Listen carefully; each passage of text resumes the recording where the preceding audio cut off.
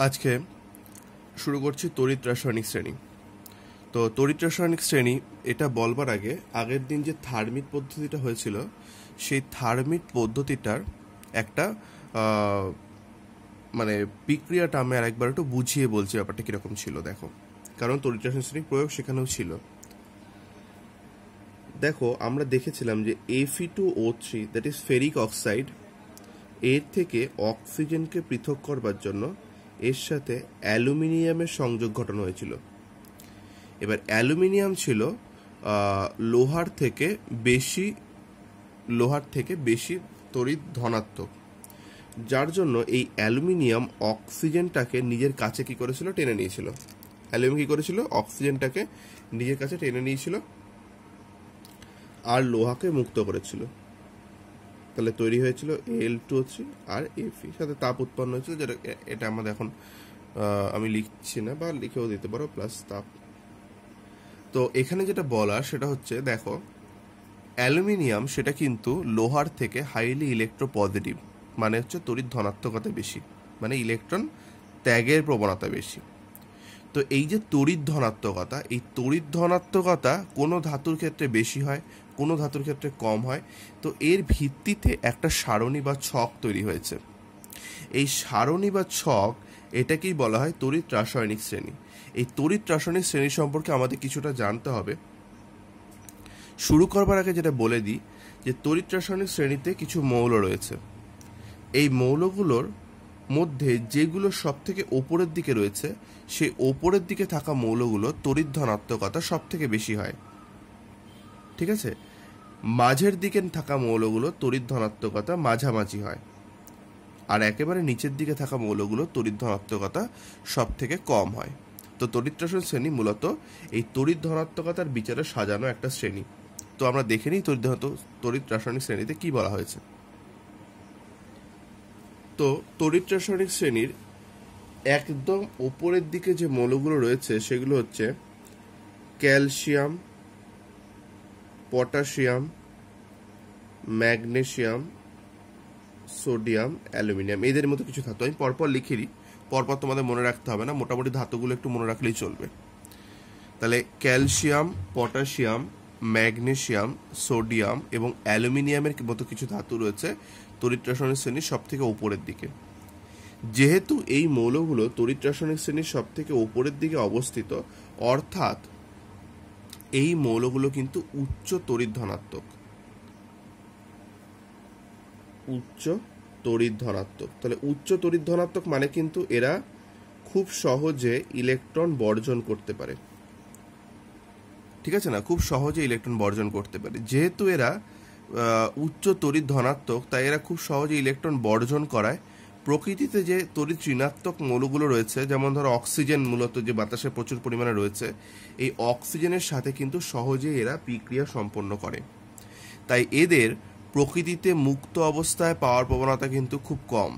এদের কিন্তু প্রকৃতিতে মুক্ত অবস্থায় পাওয়া যায় না বললেই চলে। তাহলে এই মৌলগুলো তড়িৎ ধনাত্মকতা বেশি হওয়ায় এরা যেহেতু খুব রেডিলি ইলেকট্রন বর্জন করতে পারে, তাই এরা তড়িৎ ঋণাত্মক অক্সিজেনের সাথে খুব দ্রুত বিক্রিয়া করে, বা বিভিন্ন তড়িৎ ঋণাত্মক মৌলের সাথে বিক্রিয়া করে, এবং এদের প্রকৃতিতে কিন্তু মুক্ত অবস্থায় সেভাবে পাওয়া যায় না। আর এদের অক্সাইড, ধরো যে কোনো একটা অক্সাইড আমি যদি বলি, যেটা MgO বা Na2O, এদের এই অক্সাইডগুলো কিন্তু খুব সুস্থায়ী হয়, ঠিক আছে না। অক্সাইডগুলো খুব সুস্থায়ী কেন হয়? কারণ এই যে ধরো ম্যাগনেসিয়ামটা উচ্চ তড়িৎ ধনাত্মক আর অক্সিজেনটা উচ্চ তড়িৎ ঋণাত্মক, যার জন্য এদের মধ্যে বন্ডিংটাতে কিন্তু খুব স্ট্রং হয়, যার জন্য এদের তড়িৎ ঋণাত্মকতা কিন্তু খুব উচ্চ হয়। তো এরা হয় উচ্চ তড়িৎ, মানে ম্যাগনেসিয়াম তড়িৎ ধনাত্মক, অক্সিজেন তড়িৎ ঋণাত্মক হওয়ায় এদের মধ্যে বন্ডিংটা খুব স্ট্রং হওয়ায় এদের কিন্তু সুস্থায়িত্ব অনেক বেশি হয়, এরা কিন্তু খুব সুস্থায়ী হয়। আর এদেরকে যদি পৃথক করতে হয়, তো আমাদের সাহায্য নিতে হয় তড়িৎ বিজারণ। তড়িৎ বিজারণ মানে হচ্ছে বেসিক্যালি তড়িৎ বিশ্লেষণ আমরা বলতে পারি। মানে তোমরা মনে করে দেখো যে Al2O3 থেকে তোমরা Al নিষ্কাশন পড়েছিলে, কি পদ্ধতিতে করেছিলে?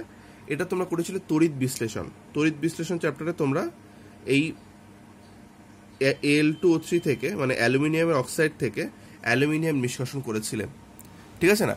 এই তড়িৎ বিশ্লেষণ পদ্ধতিটাকে তড়িৎ বিজারণও বলা হয়। কেন কি, দেখো এখানে অক্সিজেনটা বিতাড়িত হয়েছে, আর অক্সিজেন ছেড়ে দেওয়া মানে কিন্তু মানে এক প্রকার বিজারণ। অক্সিজেন ছেড়ে দেওয়া কিন্তু বিজারণ, আমি আগের দিনই বলেছিলাম। তো এখানে তড়িৎ বিশ্লেষণ বা এটাকে তড়িৎ বিজারণ বলা হয়, তড়িৎ বিজারণ। তো তড়িৎ বিজারণ পদ্ধতির সাহায্যে কিন্তু এদের অক্সাইড থেকে এই ধাতুটাকে নিষ্কাশিত করা যায়। তো এই পুরো পার্টটা কিন্তু ভালো করে পড়বে, কি কি মৌল রয়েছে, এদের তড়িৎ ধনাত্মকতা কেমন, এদের প্রকৃতিতে মুক্ত অবস্থায় পাওয়া যায় কি যায় না, এদের অক্সাইডগুলো কেন স্থায়ী হয়, এবং এদের কি পদ্ধতিতে নিষ্কাশন করা হয়। তো কোয়েশ্চেনটা পুরোপুরি লিখে নাও। তড়িৎ রাসায়নিক শ্রেণীর ওপরের দিকের মৌলগুলি কি কি? তড়িৎ রাসায়নিক শ্রেণীর ওপরের দিকে মৌলগুলি কি কি? একই সাথে এদের প্রকৃতিতে মুক্ত অবস্থায় পাওয়ার প্রবণতা কেমন? এদের প্রকৃতিতে মুক্ত অবস্থায় পাওয়ার প্রবণতা কেমন? একই সাথে এদের অক্সাইড থেকে ধাতু নিষ্কাশনে কোন পদ্ধতি প্রয়োগ করা হয়?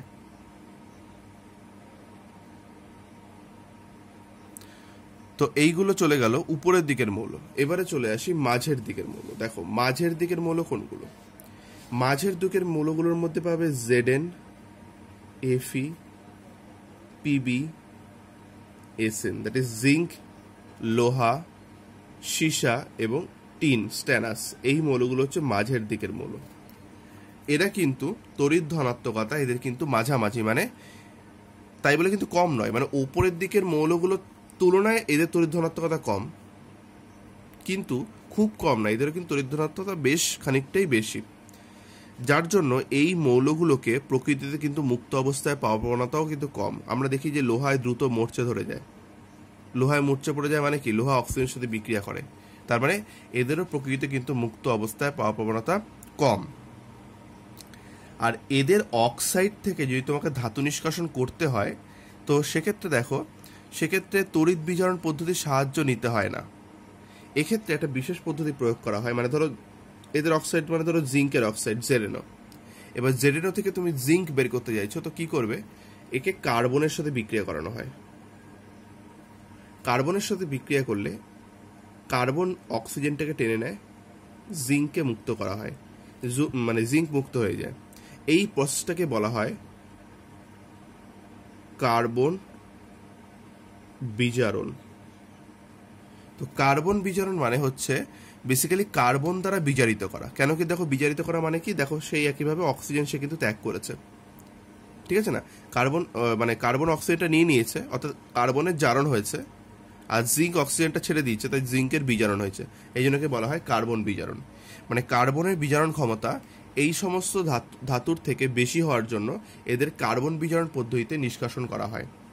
তো এই কার্বন বিজারণ পদ্ধতি নিষ্কাশন করা হয়, এটা তোমরা কার্বন বিজারণ পদ্ধতি বলে তোমরা তড়িৎ রাসায়নিক শ্রেণীর একটু পরে 2-3টে পয়েন্ট পরে পেয়ে যাবে কার্বন বিজারণ পদ্ধতি। আছে, আমি তোমাদের দেখিয়ে দিই, এই বইটা আছে, এই যে কার্বন বিজারণ পদ্ধতি পরের পেজে তোমরা এখানে পেয়ে যাবে। এটা কিন্তু খুব ইম্পর্টেন্ট পদ্ধতি, তুমি স্টার করে নেবে, ঠিক আছে না? এই যে বিশেষ এক ধরনের চুল্লিতে উচ্চ উষ্ণতায় ধাতব অক্সাইডকে কার্বন দ্বারা বিজারিত করে ধাতু নিষ্কাশন পদ্ধতিকে ধাতুতে পরিণত করার পদ্ধতিকে বা ধাতু নিষ্কাশন পদ্ধতিকে বলা হয় কার্বন বিজারণ। যেমন ZnO + C, Zn + CO, ঠিক আছে না? এটা কিন্তু তোমাদের খুব ইম্পর্টেন্ট। তো কার্বন বিজারণ কাকে বলে এটা কিন্তু তোমাদের আলাদা পরে কোয়েশ্চেন দিচ্ছি। তো ফার্স্ট মানে এখানে একটা কোয়েশ্চেন লিখে নাও যে তড়িৎ রাসায়নিক শ্রেণীর মাঝের দিকের মৌলগুলি কি কি? তড়িৎ রাসায়নিক শ্রেণীর মাঝের দিকের মৌলগুলি কি কি? এদের প্রকৃতিতে মুক্ত অবস্থায় পাওয়ার প্রবণতা কেমন? এদের প্রকৃতিতে মুক্ত অবস্থায় পাওয়ার প্রবণতা কেমন? একই সাথে এদের অক্সাইড থেকে ধাতু নিষ্কাশনে কোন পদ্ধতির প্রয়োগ করা হয়? কোন পদ্ধতির প্রয়োগ করা হয়?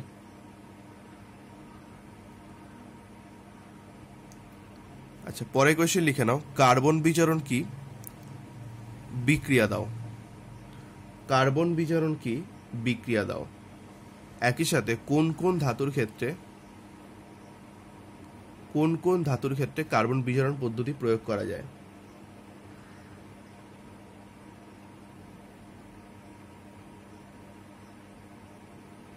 তো এটা কিন্তু ভালো করে খুঁটিয়ে খুঁটিয়ে ব্যাপারগুলোকে পড়বে।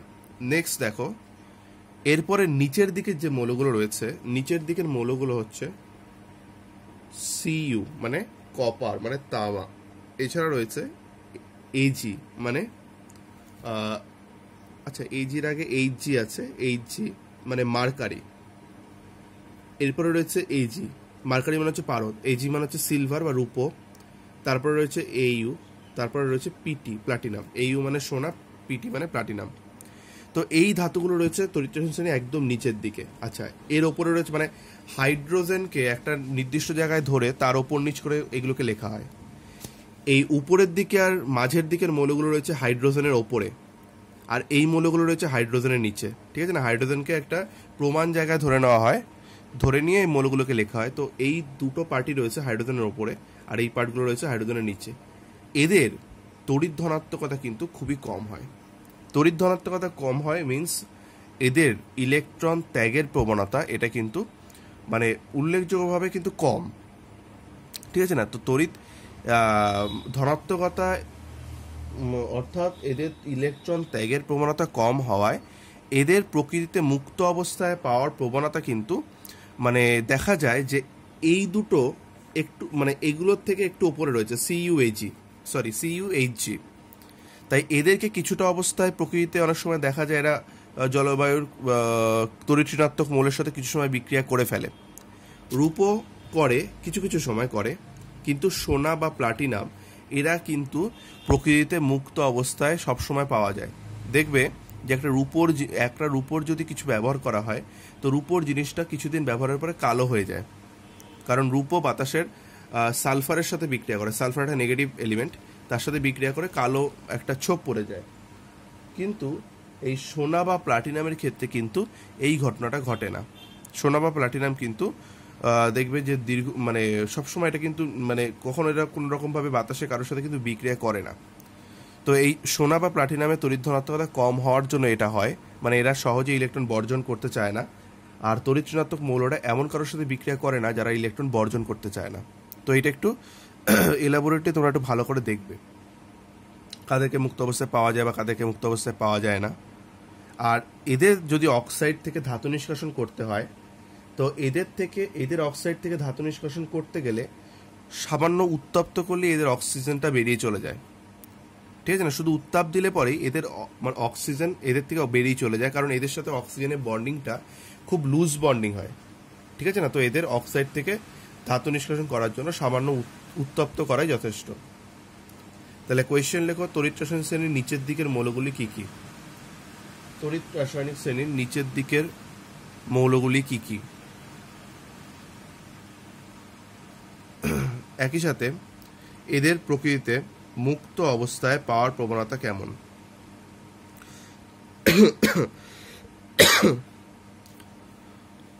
একই সাথে এদের অক্সাইড থেকে ধাতু নিষ্কাশনে কোন পদ্ধতি প্রয়োগ করা হয়?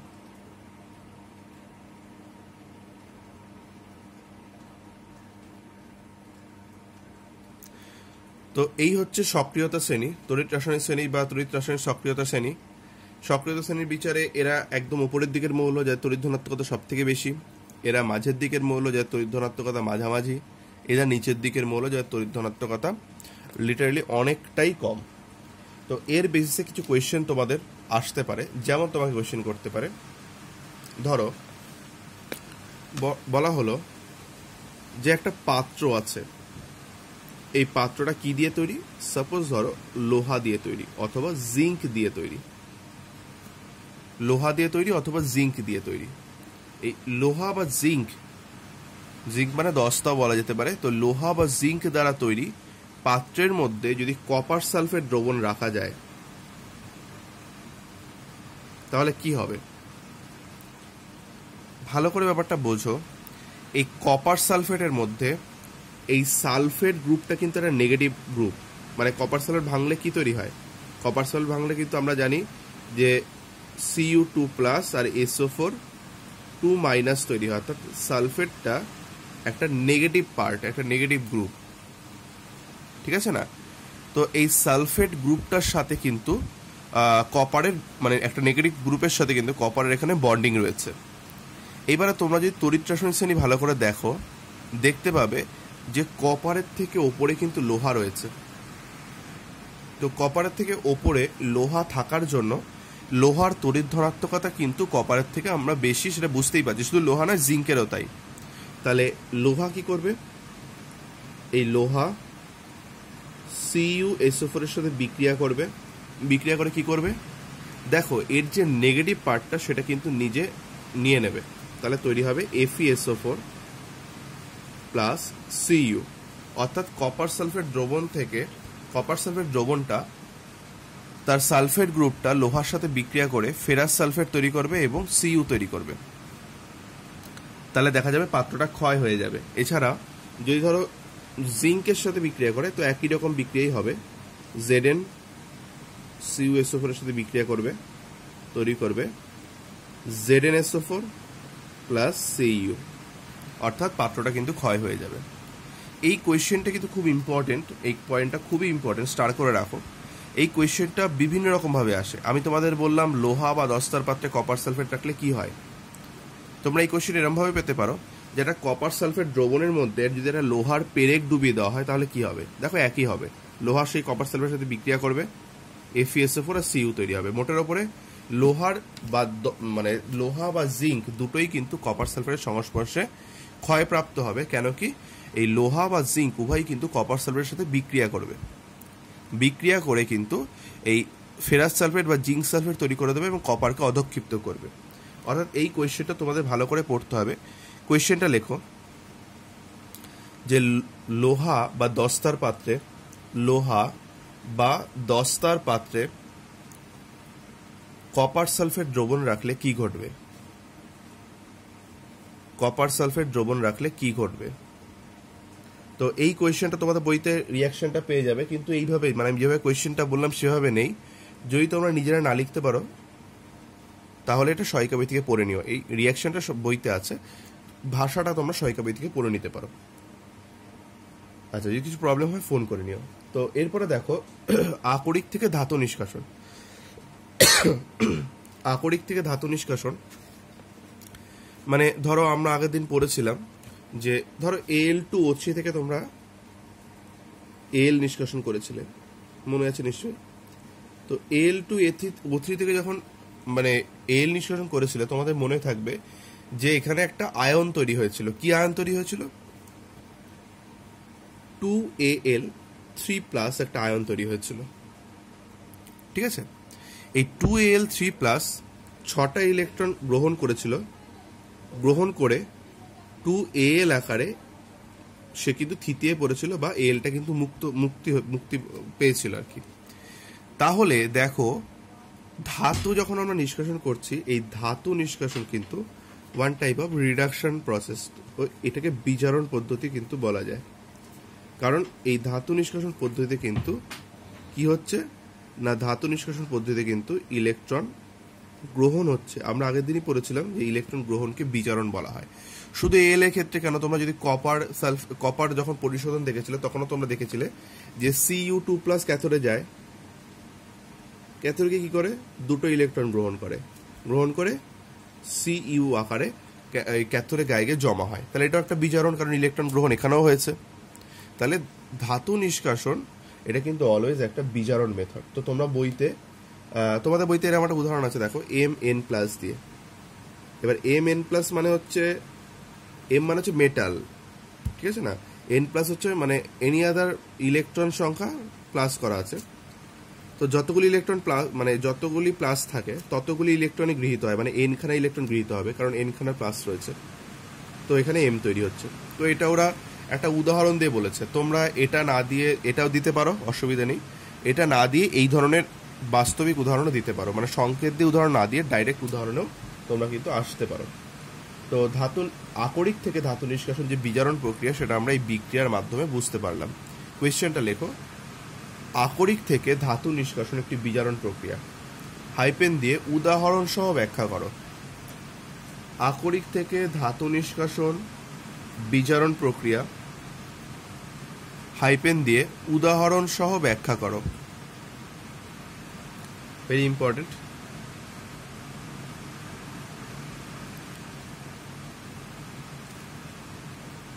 আচ্ছা, এরপরে কার্বন বিজারণ পদ্ধতিটা তোমাদের রয়েছে, যেটা বলছিলাম এর আগে বলে দিলাম যে কার্বন বিজারণ পদ্ধতি রয়েছে।